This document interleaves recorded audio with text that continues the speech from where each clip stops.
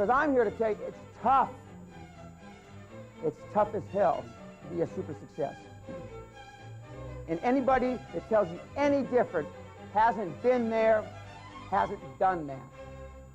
I personally made over 300 individual financial presentations all over the world looking for money. Another new rule, and we're going to talk about raising capital in a few minutes, but there is somebody, someplace in this world today that will finance every Rufus deal in this room. But it's your job to find him. Well, let me give you a little hint. The biggest difference between me and the audience, high-performance people that are mega successful and the audience, is that we do things that make you feel nauseous. We do things that make you feel uncomfortable. We do things that give you high anxiety, i.e., this is the Quantum Leap barf bag. Normally, we have one on every seat, so you can carry in your purse or you can carry in your pocket like I do. Because whenever I start to get uncomfortable, I know that I'm making progress. Quantum Leap barf bag. We have these between a high-performance person and most everybody else is that they have worked on making sure their emotional checkbook is never overdrawn.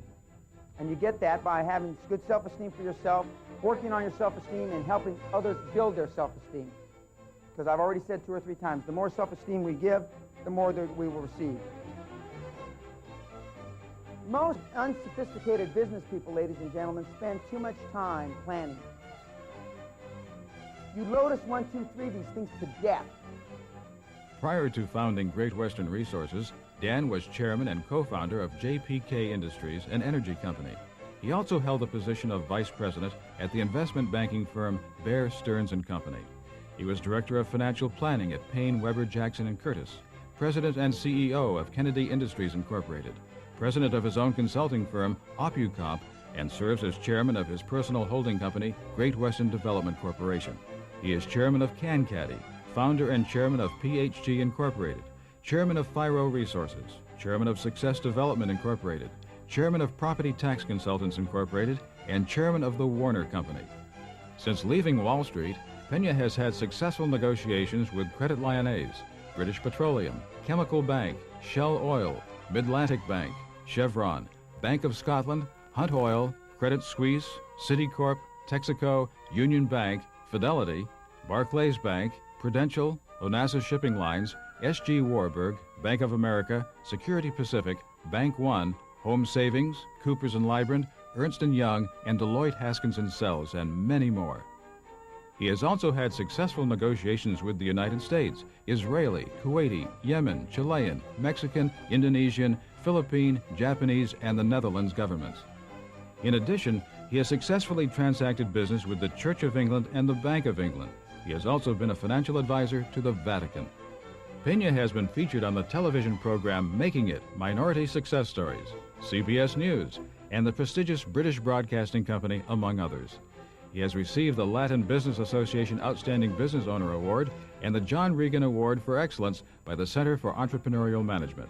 He was appointed to the United States Presidential Roundtable Senatorial Committee and to the Executive Committee of the Alliance for a Safer Los Angeles. He is currently a member of the Trust Fund Board and the Foundation Board of California State University, Northridge, where he graduated with a Bachelor of Science degree in Business Administration while on the Dean's List while carrying 23 units. He has been featured in many domestic publications, including a Pulitzer Prize-winning article in the Los Angeles Times, Entrepreneur Magazine, the National Law Journal, Robb Report, and Hispanic Business. He has also been featured in dozens of United Kingdom publications, including the Financial Times. Dan didn't always have financial security. He grew up in Los Angeles with his mother and his father, who was a policeman who at one time worked 2 extra jobs to make ends meet. He didn't do well in high school, he dropped out of college, and volunteered for the draft. Dan entered the Army as a private and left as an officer. While in the service, he gained a real sense of responsibility when he was put not only in charge of himself, but of the people who served under him. This was a turning point in Dan's life. After the service, he returned to college with a vengeance and graduated in half the time it would have normally taken. He decided to turn his life around.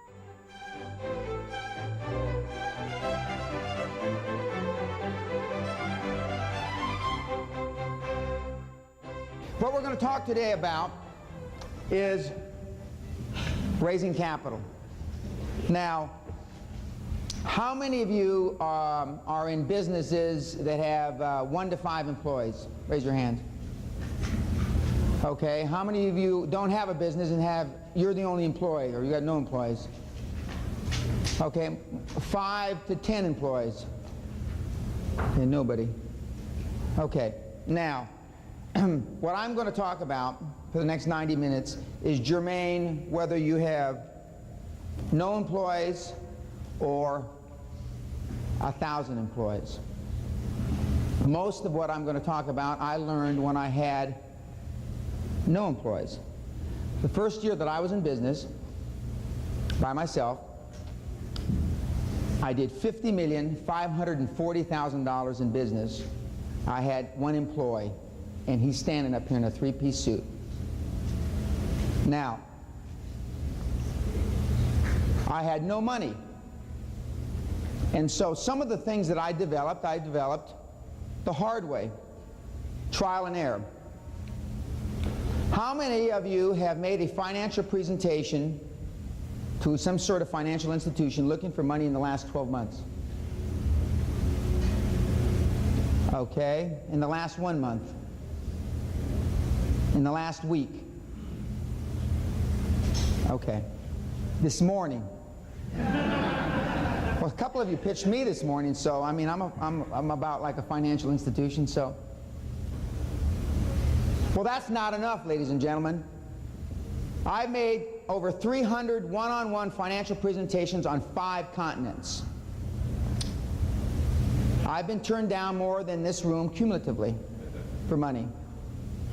But as I alluded to yesterday, somewhere, someplace, there is a doofus financial institution, and I've heard some funky deals in this group. You have got, not weirder than I've ever heard, but you've got some weird deals in this group. But as weird as they are, you can find somebody to give you money. How many of you live in a community that they've opened up a new bank in the last 6 months? A new branch of a bank, okay? Why do they open up a new branch? Why does B of A or Bank of Georgia, why do they do that? Do you realize when a bank opens up a new branch, that branch has no customers? Do you realize when I looked for money years ago, I would drive up in my car, I would wait till 9 o'clock rolled around, and I would be the first person through the door. And do you realize every new bank that I ever went to, every branch that I went to, I got money out of? By definition, ladies and gentlemen, they have no customers.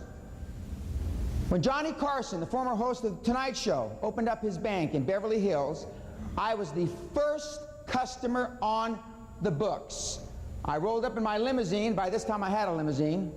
My chauffeur woke me up at 9 o'clock and said, "Boss, it's open." I went in there, and a guy named Mark Stasinas, who was the vice president general manager, made me a loan. I was the only person in the bank until about 10:45. Between 9 and 10:45, not one human being walked through those doors. By definition, every single one of you live in a neighborhood or in an area where they've opened up a branch of a bank, whether it's a new bank or an old bank. New banks are even better. By definition, they have no customers. Am I the only human being in the United States that knows this? I think not. Every single human being in this room can go to the branch of a bank that's just opened up and get money. They have no customers. They've got money. I just recently, with one of my partners, you going to a branch bank right now, Doc? I just went through 9 financial presentations in Fresno, California. And Fresno's not such a great place to be, but I happen to be chairman of a company, the Warner Company there. It's the oldest jewelry chain in the state of California, founded in 1867. And I've got a partner named Casey Stevenson, who's a graduate of all the seminars, been to the castle, and helped him get quite rich. And we went through 9 presentations. We interview banks. One of the things that you do is you interview banks. You don't go in there on your knees like most of you. Could you give me some money, please? That's how most of you go in the bank. Some of you crawl in on your belly, and you wonder why the banks won't give you any money. Well, we went through 9 presentations, and I was trying to prove a point, because we're trying to buy several chains, jewelry chains across the country, And I can't go to all the presentations. I don't have time. I'm the chairman of 10 companies. So I wanted to prove a point to my partners. So we had 9 presentations in 2 days. Every single bank, major bank that came in to talk to us, we told them we were interviewing them. We are changing from Wells Fargo Bank because the 90s are all about service. And right now we have what's called a deposit relationship with our bank. We deposit money in, they give us nothing back. Sometimes they give us interest. That's the kind of banking relationship most of you in this room have. Every single one of the 9 major banks told us the same thing. We are flush with cash. In this century, we have never had more money chasing fewer deals. Exactly those words. Ladies and gentlemen, the banking industry is flush with cash. You may not have been able to extract any, probably because you haven't asked.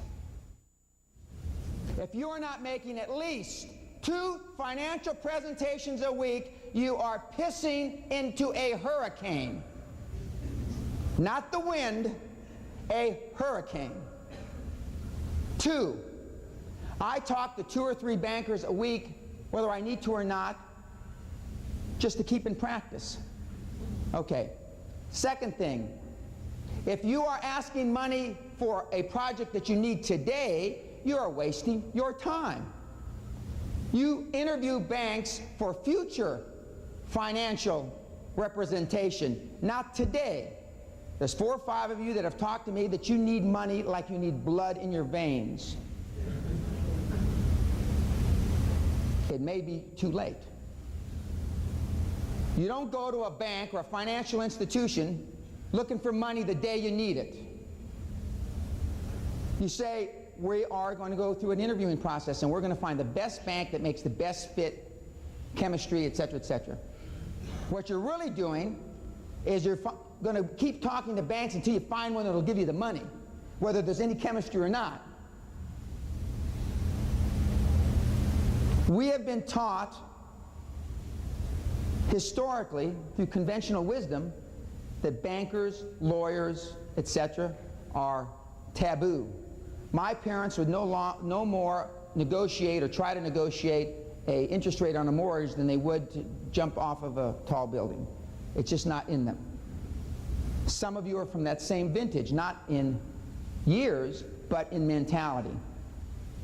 The financial institutions today, it is a cutthroat business. Bankers will drive across the country. We called a banker the day before yesterday, and I can only be in Fresno this coming Tuesday. And we found a deal. That's after we went through the interviewing process. We found 4 of the 9 banks loved us. 2 of the 9 banks hated us. 2 of the 9 banks were mediocre. So then we send our package, not a financial plan. How many of you have made financial presentations taking a financial plan with you? Wrong. Wrong. You don't take a financial plan. You're interviewing, and then even after you interview, we narrowed it down to 4 banks now, then you call them in and you tell them, well, this is the second round of interview. You made the cut. And this is our package. Without a financial plan, and you have the resumes or profiles of your dream team. Nobody in this room's got a dream team, but now you know from yesterday you should have one, okay? You have some simple mission statement, 1 page. Our goal is to dominate, etc., etc., in the state of Georgia and in Athens County or wherever the hell you are. Part of that package is also the track record of your dream team. You don't have a dream team, you better get one. Otherwise, you're going to have trouble finding money, that's for sure. Then after the 4 banks or 5 banks that we've narrowed it down to have that time to assimilate that package, then you have another meeting. And I'm not talking about you give them the package in the morning, you call them in the afternoon. And you go through a filtering process. After they've read the package, maybe only 1 or 2 of the banks will be interested in you. And you tell the banks things like this: what kind of services can I expect for my employees, myself, my directors? And I'm talking about boxes at the Atlanta Falcons games or whatever. You talk about all those things because that's what they do for customers now. We haven't deposited a nickel yet. We haven't showed them one financial paper yet. And all the banks will not go through an interviewing process. And the banks that will not go through an interviewing process, you don't want to talk to. How many have been doing banking with the same bank for the last 5 years? 10 years? That's awful. That is just pathetic. Beryl Crump, the lady I talked about yesterday, the nurse from Canada who went in and just closed her construction business down, that was worth $5 million, was now worth 25 or 30 million. She told me, and boy, I jumped all over her case. She said, I've been doing business, she was real proud of herself. I've been doing business with the World Bank of Canada for 25 years and they never turned me down. I mean, in the circles I run in, I'd be a laughingstock if I told them I'd never been turned down. Donald Trump gets turned down. And since then, she stopped doing business with the Royal Bank of Canada, and now she does it, I forget which bank now. See, all the things you've learned, all the preconditioning that you've had. You know, I said yesterday, the cost of education is nothing compared to the price of ignorance. So just think about that. All the things that you've allowed to slip through your fingers, all the deals, all the net worth. Maybe some of you aren't interested in making money. And this group's no different than almost every group that I talk to. All the preconditioning you've had, your life, is wrong. Is absolutely wrong. Now, see, I'm interested in, as the program says, champagne wishes and caviar dreams. And if you're not, what I'm about to talk about, you might as well just go to the bathroom or go have a cup of coffee. Now, these two ladies, one of these ladies was here yesterday. The lady on the right, Deanne Verdier, she had to go back. She had a financial presentation to make today, and as much as she likes to hear me talk, we're partners. Beryl Crump is the lady from Canada on the left, and they're called my Quantum Leap Assassins. Beryl's only made about $25 million using these techniques in the last 25 months, and I don't know how much Deanne has made, but they own a cable TV station now, and but Deanne's husband had been doing business with the same bank for 21 years. First thing he did when he left the seminars, he went back and they doubled his line of credit on the phone. And I said, you should have gone in person, because if they doubled it on the phone, you should have made them quadruple it in person. Some of you in this room don't have a line of credit, and I'm not going to ask that question, other than the credit cards you have. And if you think those are line of credits, something is wrong with you. Because my son that's 12 years old has a MasterCard. My son that's 14 January 1st has an American Express card. Any moron on the face of the earth can get a credit card now. So don't be feeling proud of yourself because you got credit cards. But if this isn't what you're interested in, and these two ladies have just taken this one aspect of what they've learned from me in the last couple years, and they've made a religion out of it. Because you need money. Unless you're quick turning houses on the no finance method that Ron uses, and I would suggest that you start thinking about fishing with nets instead of lines. And I was asked last night and again this morning, some of you don't understand what I mean to fish with nets instead of lines. So I'm gonna give you a real graphic example. Now we all know, some of you are fishing with a line with no hook. Some of you even got a hook on it. Some of you got even treble hooks and more than one hook. But not many of you got any bait on the hooks. And I know maybe you're fly fishermen, or the deal, and you don't need bait. What I'm talking about is we're setting up a net across the river. And we're not letting any fish through. We're scooping every son of a gun out. For example, some of you buy houses one at a time. One of the most successful guys, or the most successful guy of the LeGrand real estate deal that I talked to a year ago in Orlando, he made 20, 30, 40, 50 offers a week. Most of you are afraid, if that's what you do, to make 20, 30, 40, 50 offers a week, because you may get them accepted. And then what are you going to do? I asked him, is there any reason you couldn't make 200 offers a week? He said, well, I'd have to get some more employees, but probably not.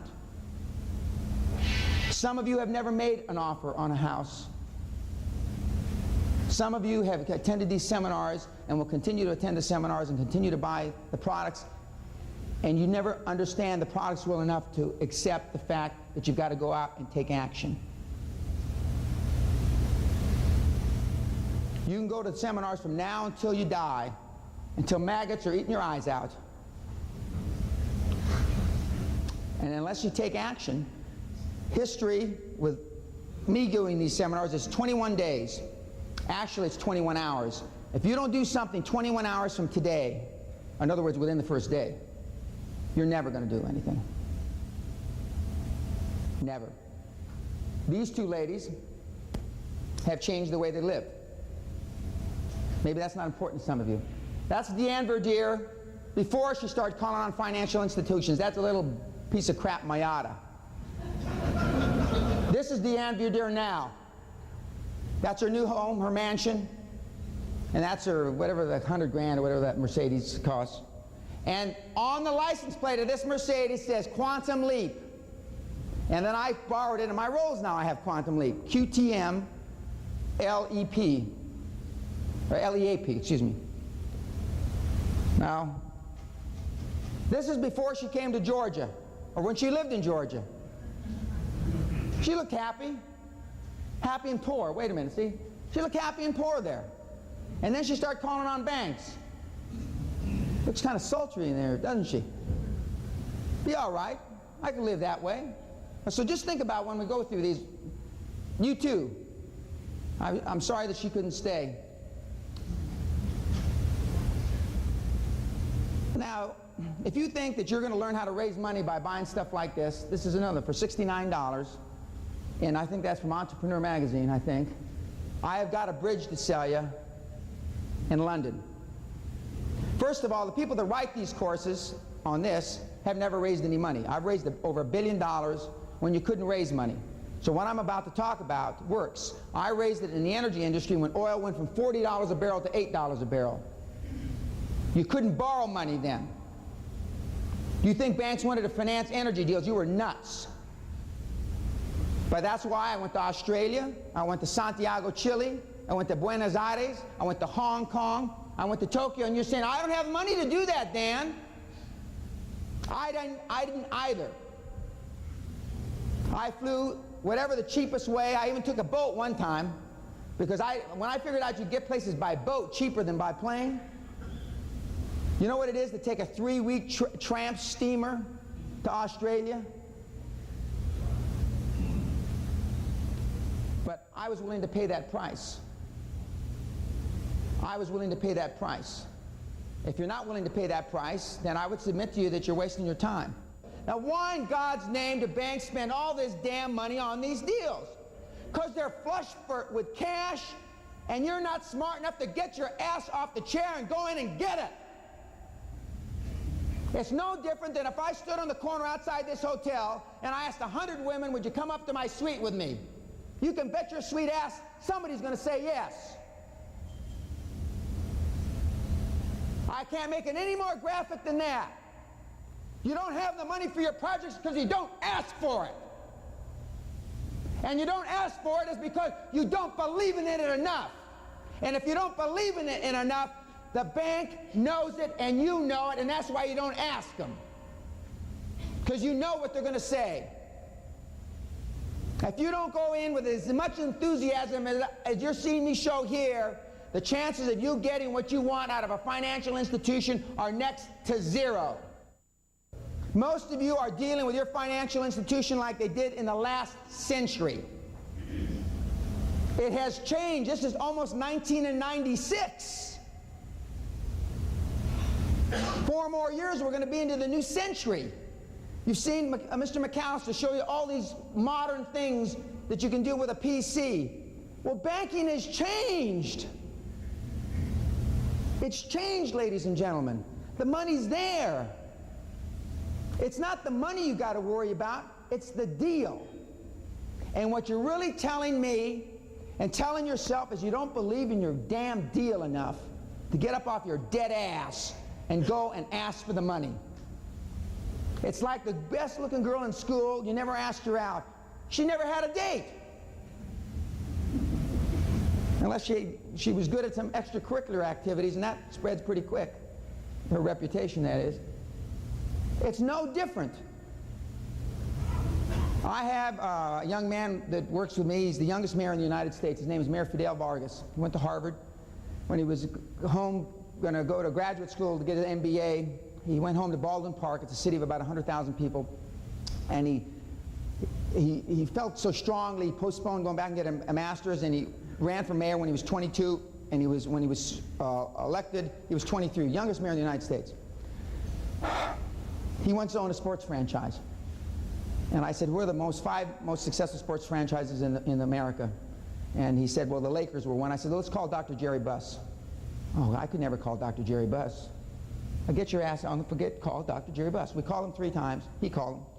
Third time he got through to one of his administrative assistants. To make a long story short, Jerry Buss had him up to his box, talked to him, spent 5 hours with him. Jerry Buss said, because I made him ask this question, how many times have you been called, Dr. Buss? You are the first person in 25 years that's ever called. I ask people to call me, and I'm in front of thousands. You know how many people call me a month? 2, 3, maybe.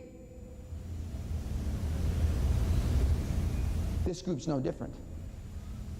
I told Dr. Walker, who picked me up at the airport yesterday, or whenever I flew in, nobody's ever offered to pick me up at the airport, and I spent 3 hours with her talking about her deal. Nobody. And I ask people to call me. My number's 1-800-QUANTUM. Now, there's 2 rules of finance when you borrow money. 1, borrow bucks, borrow big bucks. And then when you have problems, you got partners. If you need 10,000, borrow 50. I've got a pilot named Lenny Knock. His claim to fame, he doesn't do anything, no financial background. He went to college. He's a pilot with U.S. Air. His claim to fame is he was the Bachelor of the Month in Cosmopolitan 5 or 6 years ago. That's about his claim. He had all he does is chase flight attendants, female flight attendants. That's about all he knows how to do. He attended one of these deals. He is now close to putting together $1 million worth of line of credit. He's gone to 20 banks and gotten $50,000 line with each bank. He doesn't even have a business. He's got nothing to spend it on. He's put together the dream team. He believed me. He heard me in January. He went and he got Coopers and Lybrand. He got Butcher Singer in Philadelphia, one of the largest regional brokerage firms in the country, and he got some big law firm. He has bought breakfast for one of them, and I was mad at him for doing that. Because when you go through this interviewing process and you meet these people for breakfast, lunch, and dinner, you will not live long enough to not have where you'll ever have to pay. They will buy you breakfast, lunch, and dinner from now until the next century begins. And I slapped Lenny around because he bought breakfast for one of these doofuses. He's got his whole dream team. He's got $1 million line of credit now, and he's got no business to find. He has no business to buy yet. He actually went out and did what I told him to. He believed me. The guy lives in a castle, he's got his own golf course. Jesus.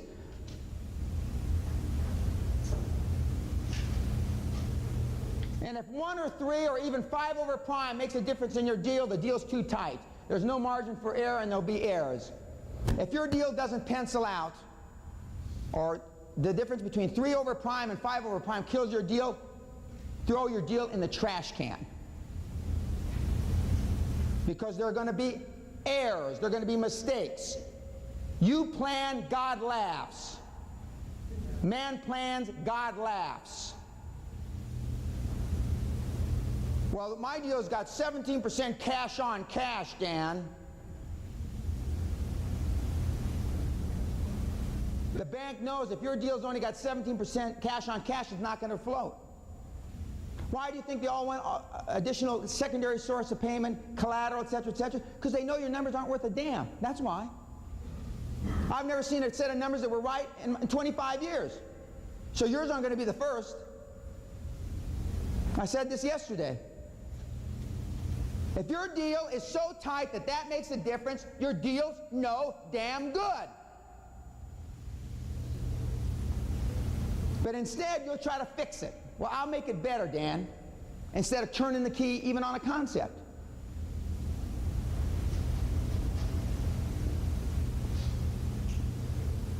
Now, there are such things as angels. I'm considered an angel, financial angel. An angel is some old doofus that's got a lot of money that will fund a project. There are people like that around. But I already told you, when I do it, if I put up all the money, maybe I didn't tell you. Yesterday somebody says, well, how do you do business? At the dinner last night, which was very interesting, they had some hard questions there. They had some reasonably bright people at the dinner. I was stunned. I was stunned. I was impressed. When I put up all the money as an angel, I take 85 or 95% of the deal, and I give the founder, the boss, the CEO, the chairman, 1 year to prove himself that I shouldn't throw him out on his ass. I'll say that a little slower because I can tell it didn't register with anybody. If I put up all the money, I take 85 to 95% of the deal. And I have done that before. And then I give them a year to determine whether they can really manage, because most people can't manage. They think they can. I'm not a day-to-day manager because I learned a long, long time ago I can't manage day-to-day. I'm a concept guy. Okay, so there are people like this. The angels to people in this room they try to get the money from their mother-in-law, father-in-law, relatives, etc., etc. There's a project in here that has 80 investors in it, and they've raised over $5 million over the last 5 years, which is an average of about $60,000 an investor. And some of those may have been forms of angels, but most of you, I would submit to you, are not going to find financial angels. And why aren't you going to find financial angels, ladies and gentlemen? That's exactly because you don't ask. You just don't. And why don't you ask? Because you don't believe in the deal enough, or because you don't want it badly enough.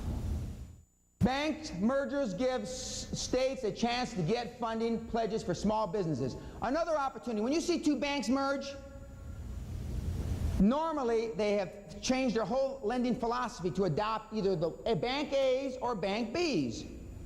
That is a grandiose opportunity for people like you to go in and get funding. Recently there was a merger of two women banks in Southern California. I told the ladies that I happened to be talking to that week, ladies, how many, I was in front of a group of women, and if you can imagine this, National Association of Women Business Owners, NABO, has been sponsor for my seminars. It's hard to believe because I'm just not a NABO kind of guy, you wouldn't think. But I told them the truth. I didn't tell them what they wanted to hear. And they wanted to know how to raise money, so they brought me in, and I told them. When banks merge, it's a tremendous opportunity. You can read in the Wall Street Journal, or what paper do they have in Atlanta? Atlanta? Constitution, okay. It's a tremendous opportunity. Just like when new bank branches open, and it's even better when a bank comes into town that's new, that hasn't been there. God almighty, you ought to sleep over with a tent out in front of their door. Two private equity funds formed to focus on lending to small businesses in the state. How many read the paper here every morning? That's where I get these things. They're not always out of the Wall Street Journal. Sometimes they're out of local papers. I mean, you ought to be, when you see this, you ought to be calling these people up. I still call them up. And if I still call them up, God almighty, what should you be doing?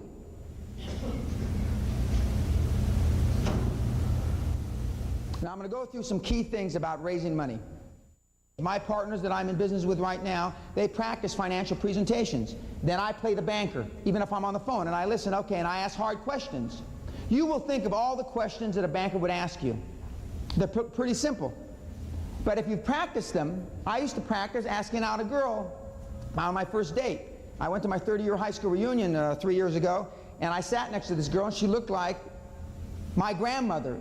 Years had not been kind to her. And I told my wife, I said, to think I used to practice in front of a mirror to ask her out. But I practice. I still practice.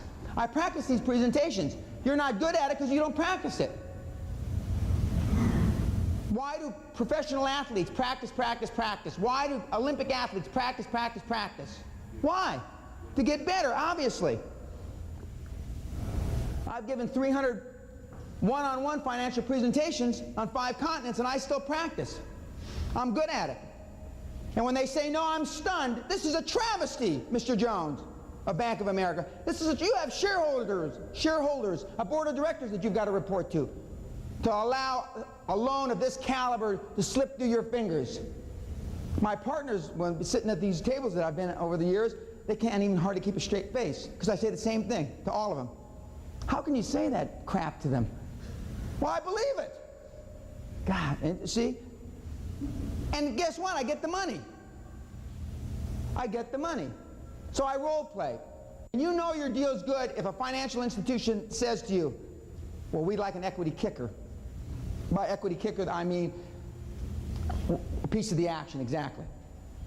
Then you know you got a hot deal. Most people in this room probably have never heard those words from a bank, financial institution, and I'm sorry to tell you that's probably because your deals aren't hot. That's not to say that you can't make your deal hot. It's very seldom. Last night at dinner, I was asked at the end of the day, how do we finance it? How do we get to the people to finance our deals? And there were two really esoteric, funky kind of deals. And I think I gave the right answer. I know I gave the right answer to both of the gentlemen that asked me. And they had been to a lot of financial institutions. One group in 5 years had made 20 presentations, only 20 presentations, to major financial institutions in 5 years. I would have made 20 in a month or two. And there's no doubt if they follow my recommendations that I made last night that they'll get the money that they need for their deal. And it's a funky deal. They've already gotten $5 million from some sort of financial angel, so I mean, somebody believes in the project.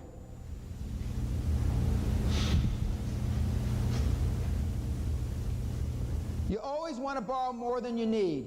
Always, always, always. Why, Dan? If they're asking intellectually for me to be honest, how can I tell the bank or the financial institution that I want more? You know why you can tell them that? Because you really don't know how much you need. You're only guessing. You think you need $50,000, you probably need $250,000. You think you only need $1 million, you probably need $3 million. So you're not doing something intellectually wrong by asking for more money than you think you need. For those of you that have that cross to bear. Financial estimates are a guess, a wild-ass guess at best. How many have ever made a no, I'm not even going to ask that. The U.S. is not the only financial playground in the world. It just isn't. For those of you that haven't looked in other markets that have projects that warrant it, and how does a project warrant going to the UK for money or going to Mexico for money or going for Canada? If nobody in the United States won't loan you money, then it warrants you go someplace else. It's that simple.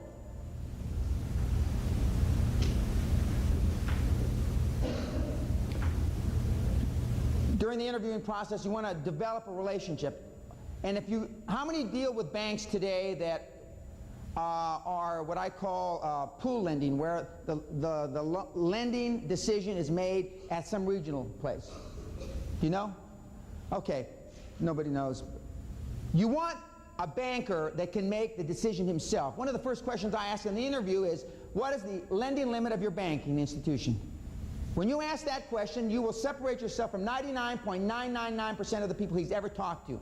I've heard bankers tell me, I've never been asked that question in my entire career. What is the lending limit of your miserable, scrawny bank? Then when he starts stuttering and he starts salivating, then you say, secured and unsecured limit. Second question, what is your lending limit, you doofus banker? You, Mr. Jones, how much can you sign off on by yourself without asking your mommy or your superior? And guess what? If he's got a $50,000 limit, then you're asking for $48,000. If his limit's $25,000, you're asking for $24,950. This is pretty heady stuff. This is pretty hard. And if he can't make a credit decision, then you don't want to talk to this doofus anymore. You want to talk to the man, as they say. And if it's a committee of two, then you want both of them present. If it's more than a committee of two, you want to go to another bank. At all costs, you want the lending decision on a local basis. because your deals aren't good enough to compete. I don't borrow money from B of A anymore because every 60, 80, 90 branches has one regional center. And I got to compete for money. And I don't like competing for money. Because banking, at the end of the day, is a personal relationship. If my chemistry is good with you, and it's not good with you, when one, I probably won't get the loan, and two, when we have a problem, because she believes me more than him, she's going to cut me some slack. That's the way life is.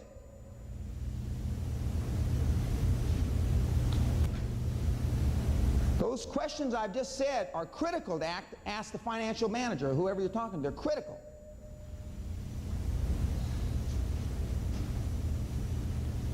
I've already said you don't go in with a business plan. In 25 years, ladies and gentlemen, I have never written a business plan. 25 years. Never.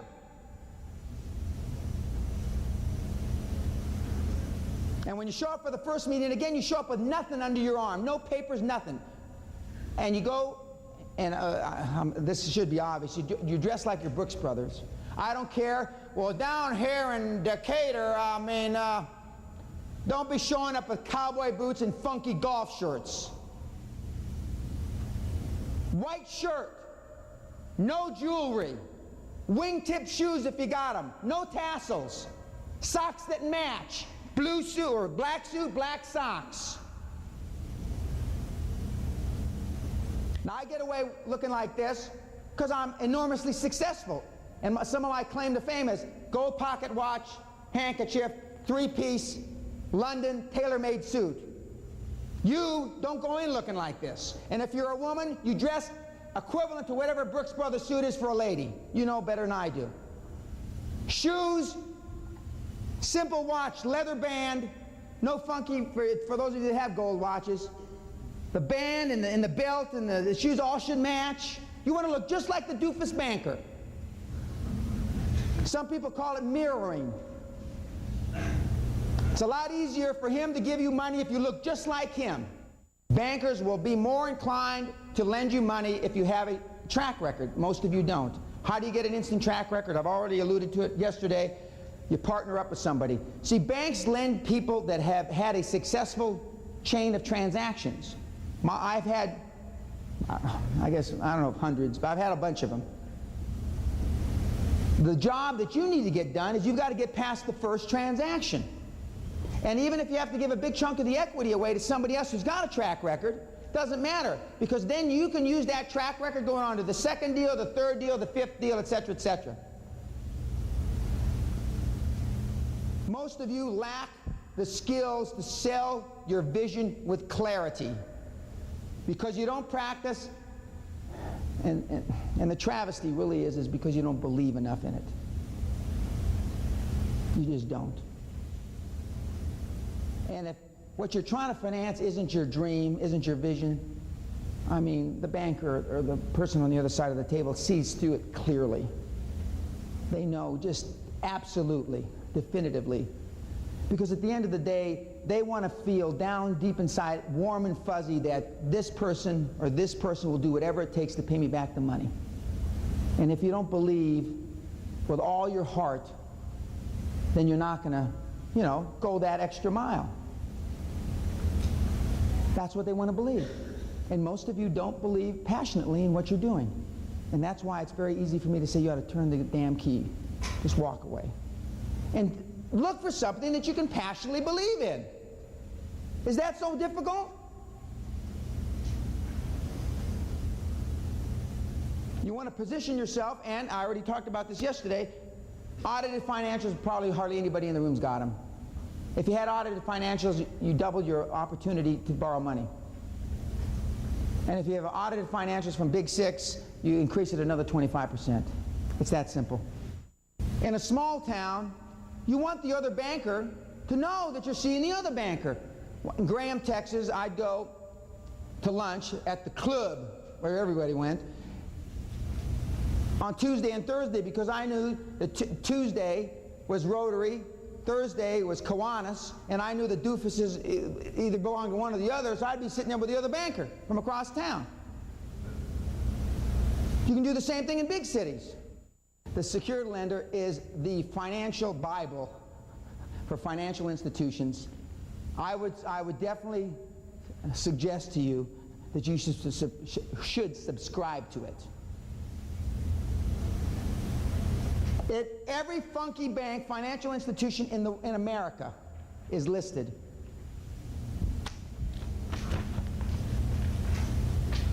They even tell you we've got to get $15 million on the books by December 31 in certain cases. These are the kinds of things that we go through definitively at the Raising Capital seminar. But start looking in the backs of the Wall Street Journal or the local papers. There's people that are trying to lend money. They want to lend money. IRA accounts are great sources for funding, for real estate deals especially, to the extent that you're doing real estate. That's your individual retirement account. For those of you that don't know what IRA, the guy laughs. I bet you some don't.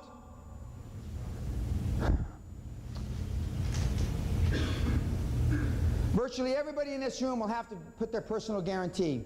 If you aren't willing to put your personal guarantee on a transaction, then don't waste your time going to banks. I hear people all the time saying, I'm not going to sign on this deal. If this deal can't carry itself, then the hell with it. But you're really saying the hell with you. Everybody in this room, unless we got some sleepers here I haven't met, is going to have to put everything they own on the line vis-a-vis collateral. There's probably not a deal in the room that can stand on its own here. I haven't heard one yet, anyway. If you got any sleepers, make sure you see me before I leave.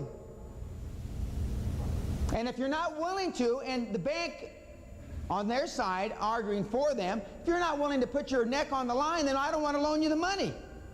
Because if you don't believe in the damn thing enough, why should I? I'm not going to be there running it every day. You are. I've rolled my financial net worth 10, 12 times. I've been on my back financially, counted out dead 5 times. Now 85% of my money is in an irrevocable trust, so I can't roll it. But the other 15% I sure as hell roll. There are red flags in deals that banks look for. 1, I've already alluded to whether you're willing to put your neck on the line. 2, who's in the deal with you? If it's your brother-in-law, your mother-in-law, etc., and there's no outside family interest, that can be a red flag, because the bank then feels the only way you got the initial money to begin with is because you sold your father-in-law. That is not a real good indication of strength of a deal, because everybody's in the same family. Doesn't necessarily kill a deal, but I like to see more than one last name across the page. And I don't mean for the women that use their maiden name. I don't mean it that way. Another red flag the financial institutions will look at, and contrary to what you've been told, it is not a red flag to shop a deal. That's what I'm trying to say. Contrary to what you've been told. If that were the case, I would have never been able to raise money. My TRW has been turned up more times than there are days in the decade. And whoever told you if you have more than 6 checks on your TRW or credit reference in a year, I mean it's a bad mark, that's crap. That may have been in the 40s, but not in the 90s.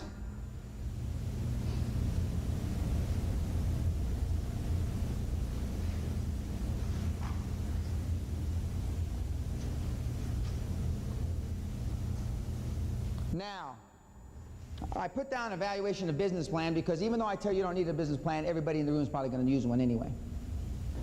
Because you don't believe me. So if you do, you can have a business plan made up in between 3 and 10 minutes. All you have to go is there's 50,000 software packages. You just go out there and plug in the numbers, and it zips out all the boilerplate junk, and you got a business plan. Now, My recommendation, and when I say that, it really means morons, please, God, listen to me. You ask the financial institution, the banker that you're talking to, do you think you could give me a copy of a proposal that has been passed through and okayed by the bank, and you can redact? Redact means blacken out the names. And you know what? They'll say yes. And they'll give you a business plan that actually worked. Then you don't even have to write one yourself. And they'll give it to you because they'll be proud of oh yeah, this is a deal that I got through and everybody said I couldn't get it through. And then they'll give it to you. And at least half the time they won't even blacken the guy's name off, which is awful because they've got laws against that. And then you can call the guy, go to see him, and say, hey, where did you have a problem with this deal? And then he'll be proud as hell because it got through. He won't even be pissed off because the bank gave his name. How simple can I make it? You know what? Because you want me to go there and get you the money. See, that's what most of you are thinking. Gee, if Dan was, you don't need me because you pay through up the nose when I'm in the deal.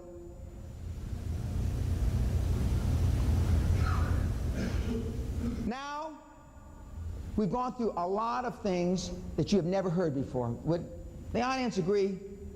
Yeah. Okay. There are 50 other things that I could go over, but because of time, we don't. 3 of the things that are crucially important are role-playing, going to banks that are in a lending mode. And by the way, when I call up to interview the bank, I say, may I speak to, I want to talk to the senior lending officer. And you get them on, this is, now I have assistants that do this now, but when I used to do it, yeah, this is Dan Pena. Is your bank in the lending mode? I ask them flat out. I don't want to go down there and waste my time and find out the FDIC is closing them down next week. I ask them flat out, are you in a lending mode? Are you in a lending posture? You got money to lend? I jump right on their case.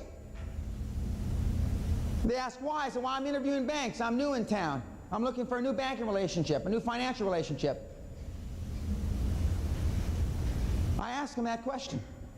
And another thing that's crucially important is the role-playing, as I've said a couple times already. I mean, believe me, if you practice for 2 or 3 or 4 hours before you go in, you'll feel so much more at ease. I had a group, I worked with a group of young Hispanic kids. I call them the Mexican morons. They all went to Harvard, as a matter of fact. Fidel Vargas is one of them, the young mayor. And the Mexican morons, I know there's one William and Mary guy in there. There's 4 Mexican morons from Harvard and 1 from William and Mary. And they've all got MBAs or law degrees. And we had them role play a deal. They were going to go in against a big insurance company. And they role played, and they showed up. They made the appointment at their lawyer's office. Another thing, for those of you, all the banks will come and see you, by the way. I'm not talking about you going there. I'm talking about them getting off their dead ass and come and see you, by the way. You're not going to the bank. Write that down. You don't go to the bank. They come and see you. And preferably they come and see you at your accountant's office or your lawyer's office. Because you look professional. Try to act professional, like you've been doing this before. So they came to the Mexican moron's lawyer's office. Of course, one of them was a lawyer, so, I mean, they came to his offices and they got the conference room and they made the appointment at 7 o'clock on the Saturday morning. 7 o'clock on Saturday morning. And the guys were role-playing, and I was out of the country, and they're all phoning me all hours of the night, and they said, well, what about this question? And then they showed up for the meeting. My Mexican morons were wearing suits. The other side, one guy showed up in golf clothes, one guy showed up in tennis.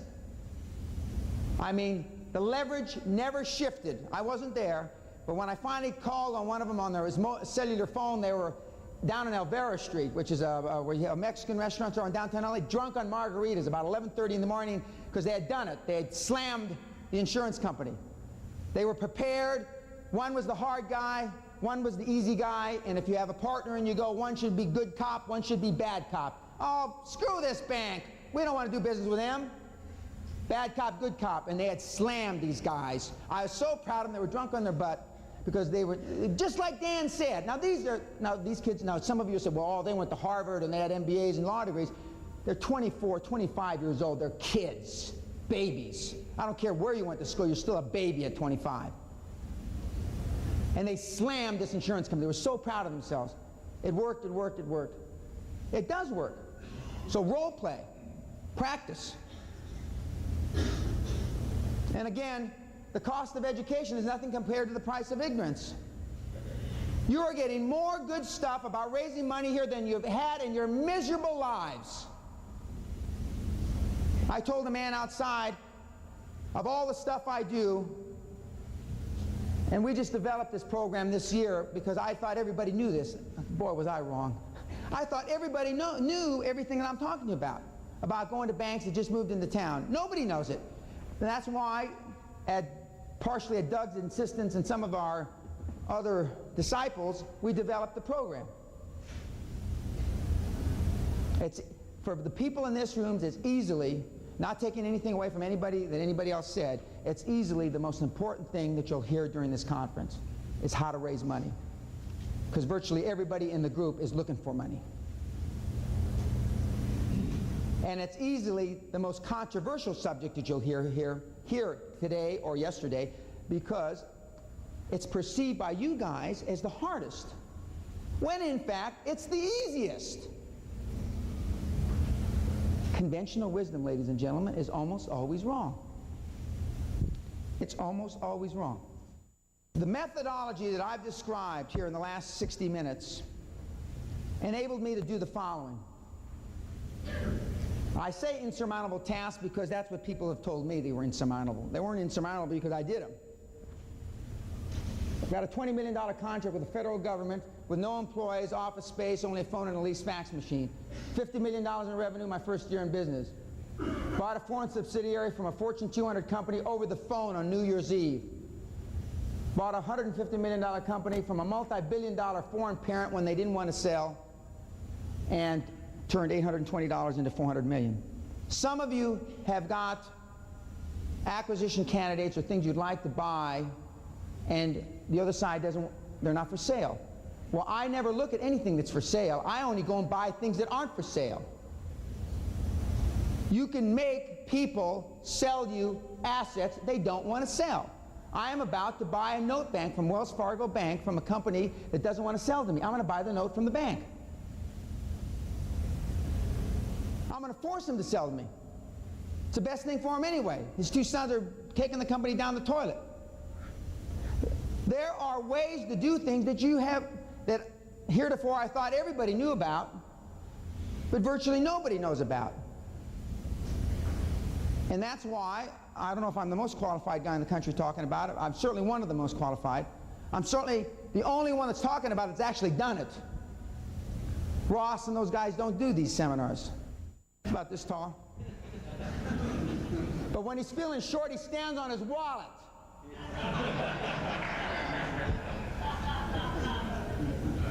He's a good guy. He's a good guy. Smart guy. Tough, tough businessman. Tough, tough. He still practices. Maybe you wouldn't think it looking at him when he's on TV, but you ought to see him if he doesn't practice. But I mean, if Ross Perot practices, why wouldn't you want to practice? You just think about it. I mean, now, these are the kinds of things that I was able to do, and starting from nothing, and because the kind of growth that I look for wasn't arithmetic. You've been taught that growing by 5 plus 5, that's growing to 100%, and you've been taught that's good. I don't even consider it. You know, 5 times 5, 5 plus 5 squared. My kind of growth is 5 squared times 5 squared. There's a big difference between 10 and 625. Would you agree? That's the kind of growth that is possible when you use the tools, the financial tools that I've just described. An airline pilot that's raised $1 million for a line of credit. By the way, that line of credit is all unsecured. He's had a call on dozens of financial institutions. Dozens. And what he does, because he's a pilot, now you'll say, when I say this, you're going to say, well, that's why he was able to do it. He flies to a lot of cities. He's got dead time, as they call it. He calls on banks in all those cities. I said, why don't you do, you know, I always try to do 2 or 3 things at the same time. When I'm on the running machine or the Stairmaster, I'm on the phone and I'm watching CNN. When I'm just on the phone, I normally go on the cancer box. The cancer box is the thing that gives, you know, a tanning box. Because if I'm going to, I don't want to make sure, I may just be wasting my time talking to you on the phone, at least I'm getting a tan at the same time. He started to, and look, it's a marginal shift. Remember I talked about just marginal shift for a geometric result? He decided instead of sleeping 15 hours when he's in Philadelphia or Dallas, he'd go call on a bank. And guess what? He heard me say it in January of this year in Orlando. It is now December, and he's got $1 million worth of credit, $50,000 at roughly 20 banks. Not every city he stopped in was there a receptive bank. Oh, well, gee, he got to fly for free, Dan. I could do that. I could do that if I was flying all over the country. Like hell you could. There are people in this room that will not call on financial institutions, irrespective of what I've just said. So I'm talking to you, to the handful that will. It's not difficult. There are 3 things that are critically important. 1 is role-playing. 2 is having financial institutions come to you. And 3 is to make sure that you're absolutely impassioned with the idea, the project, and you have to sell that passion, that enthusiasm to the financial institution no matter what. Because if you don't share that enthusiasm and that passion with the financial institution, the bank's not going to be interested. They're just not. You know, as a subcategory, I mean, you ought to be calling on financial institutions that just showed up in town or just opening up branches. Because most of you, with 1 or 2 exceptions, a branch can fund your deal. Some of you that need a lot more money, then maybe a little branch in a little podunk town in Georgia can't. But you've got to go where the money is. I don't know how many banks are in town here, but there's got to be a whole bunch of them. And there are other non-traditional methods of finance, like insurance companies. I already talked about IRAs, individual retirement accounts. There's brokerage firms, investment banking firms. There's merchant banks, and merchant bank are more European, and they've started a few here. Merchant banks, the perception is they'll actually take a risk with you. Most of the projects that you're trying to fund haven't been thought through, haven't been planned around recessionary times. I mean, all your projections and all, to the extent that you've got business plans, are all postulated on everything's rosy, nothing's going to go wrong, and everybody be happy, and, you know, the check's in the mail, you know, and the IRS is here to help you. And that's not what the bank wants to hear. One, the bank wants to hear that no matter what happens to the project, you're going to pay. I am proud to tell any banker I have never, ever stiffed a bank on principle. I haven't always given them the money when they wanted it, and I tell all the guys this. I say principle, I never say interest, because there have been times in my career where there wasn't any interest to give the bank. There's not a banker in America that wouldn't kiss my backside to have a guy that's always paid his principal back. So, I mean, it goes without saying that, I mean, the deal's got to be financially viable. It's got to be financially viable. But even financially viable deals, if you're not calling on a lot of financial institutions, you're not going to get them funded. You just won't. I'll tell you what I read. Okay. I read Fortune, Forbes, Wall Street Journal, LA Times, the Financial Times in London, The Economist, which is a magazine, Unsecured Lender. There's a National Association of Secured Lenders, which I would get on their mailing list. There is a... I read in the back of newspapers where they, you know, where it says business opportunities and stuff like that. I look through those all the time to see for lending opportunities. There are people in there who say they've got $10 million to lend. Prime plus one. I mean, there's people in there, I've seen them as high as got $1 billion to lend. I call, or have called, virtually every bank these ads that I've just shown. I have somebody call, or I call. I want to know if new lending policies. One of the things I just found out going through these 9 presentations I just made, I never used to go to the SBA because the SBA was a pain in the neck. And in recent years, I got too much money, they'll never lend me any money anyway, and you have to fill out paperwork this thick. Now, it's 1 page, 2 sides, SBA now. 1 page, 2 sides. Pardon? SBA, yeah. And so now I've told people, and I've sent some people to the SBA in recent months because they've changed their policies. Although you read in the newspapers, like the SBA writes off billions of dollars like I, brush my teeth because of bad loans. Because of bad loans. But why would you think the government would be involved in anything other than bad loans when you think about it? I mean, well, it shouldn't be such a revelation. I would also, each state has their own banking association. I would get on the mailing list, the Georgia State Bankers Association. And more than anything, you want to be able to show the bank will treat you better if they think you're more sophisticated. The bank will treat you better when, if you come in like a doofus moron, they're going to treat you like a doofus moron. And you become more sophisticated with financial institutions by talking to a lot of them. I get letters or voicemails. Well, I went into the bank and they asked me for a business plan, and I sent them back, how many banks did you call on? 1. Whenever I get questions like this, I know they called in the first bank they went to. The guy wanted a business plan, so they didn't call in anymore until they called me. Didn't work the first time. I would submit to you, you make 4 or 5 appointments a day. Oh, another thing. You don't want you want these meetings to be 30, 45 minutes max. You don't have all day. See, most of you do have all day. You sit there and beg all day for money. You're like a dog for the soup bone.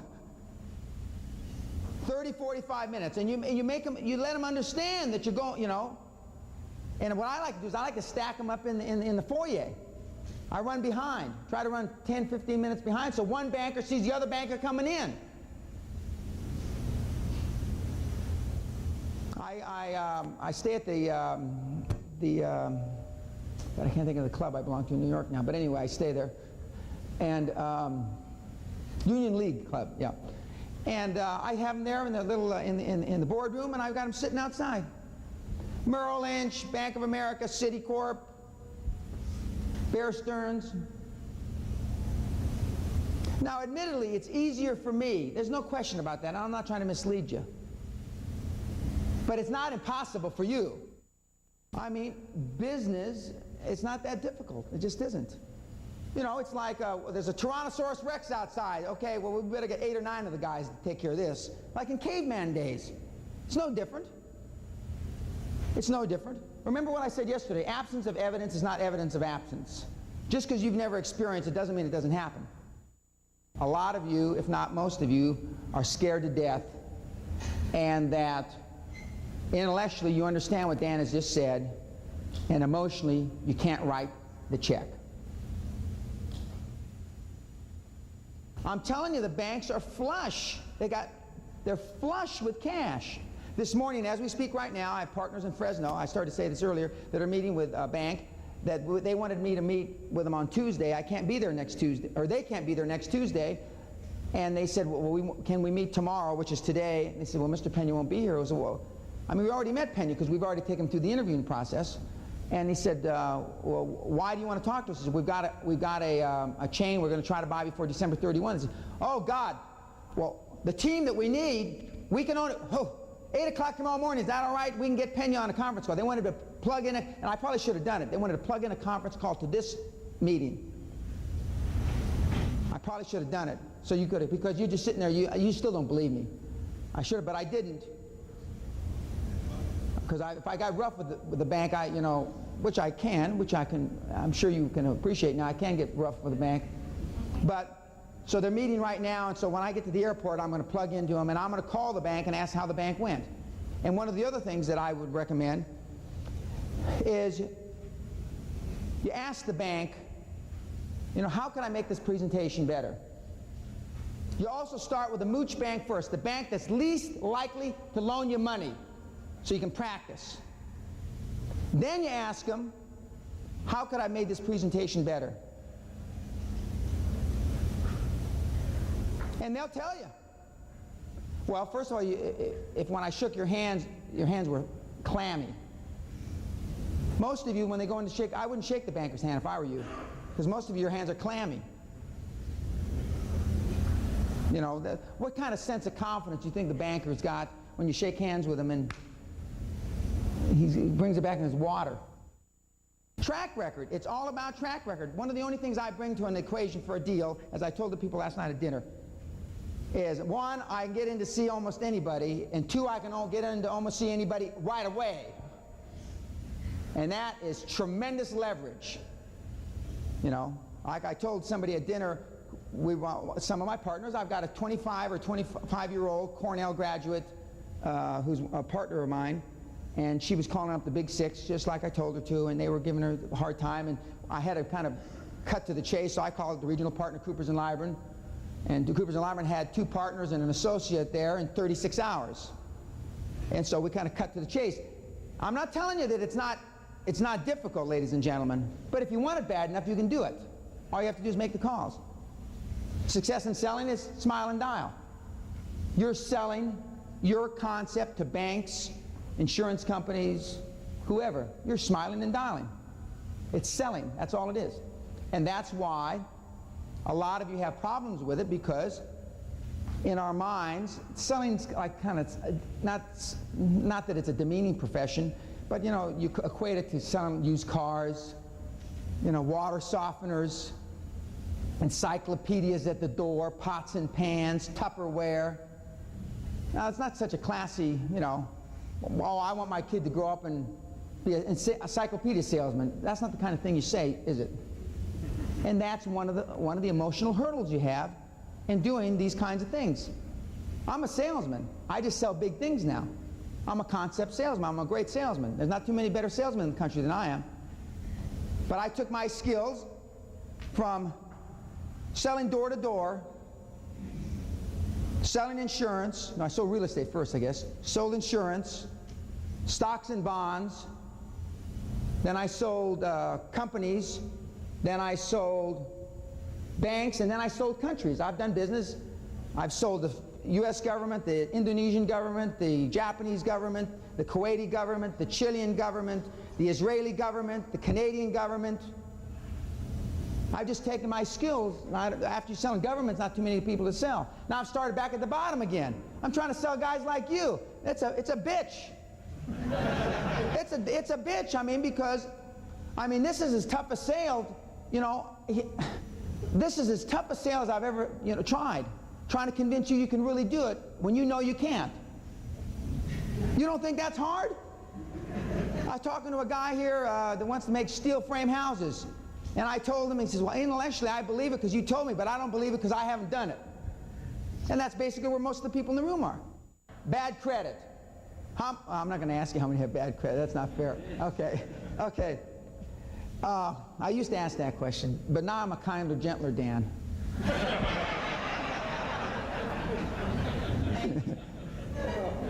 Okay. Bad credit. Then it's imperative that you partner up in joint venture with somebody that doesn't have bad credit. You're going to have to give part of the profit away, but that's all right. After you've done a deal or two with a joint venture credit as your lever or leverage, then you can go back and you can do them on your own again.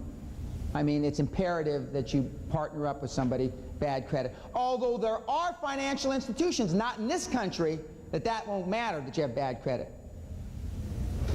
I mean, there are. I mean, you can borrow money in South Africa now. I don't care. No credit, bad credit. As long as you can walk and breathe. But I mean, not many of you will go to South Africa. You want to visualize in your mind that they're going to say yes. They're going to say yes. They're going to say yes. You, in your presentation, well, when the bank accepts this, and when we start funding it, and you want to presuppose the positive all the way through the presentation. You want to use the words like in selling insurance or selling, I mean, you want them to start getting their head nodding yes, yes. So your presentation should be based upon things that they can say yes. You're in a lending mode, aren't you? Yeah, yeah, okay. You've made loans like this before. Yeah, yeah, okay. You have the authority. Yeah, yeah, okay, I already told you I've got a $50,000 limit. You're only asking for $49.99, you know. Yeah, okay. You're comfortable with this loan. We've gone through, yeah, I see no problem. You want them to start saying yes as many times in the presentation. That's why you ask them for their business plan that they had approved prior, because they're feeling proud. They're puffed up like a show dog. You can do this. You can, if you have a dream and it's that clear in your mind, you can get money from any financial institution in this land. If your dream isn't that clear in your mind, you're going to have trouble. If you can't clarify your dream that clear in your mind, then you're trying to finance the wrong thing. And the bank will know it. If this is not a full-time job for you, furthering your dream along, then it's the wrong project. I've done this a lot of times. I've been in front of a lot of audiences, and I've seen a lot of successful people raise a lot of money. But they've always had something, maybe not a castle with a big manicured estate like I have, but it's got to be something like it. It may be a bigger house, maybe a college education for your kid, it may be something. But if it's not crystal clear in your mind, then it's not going to happen. And if it is, though, it will happen, and you'll raise a lot of money. Thank you very much.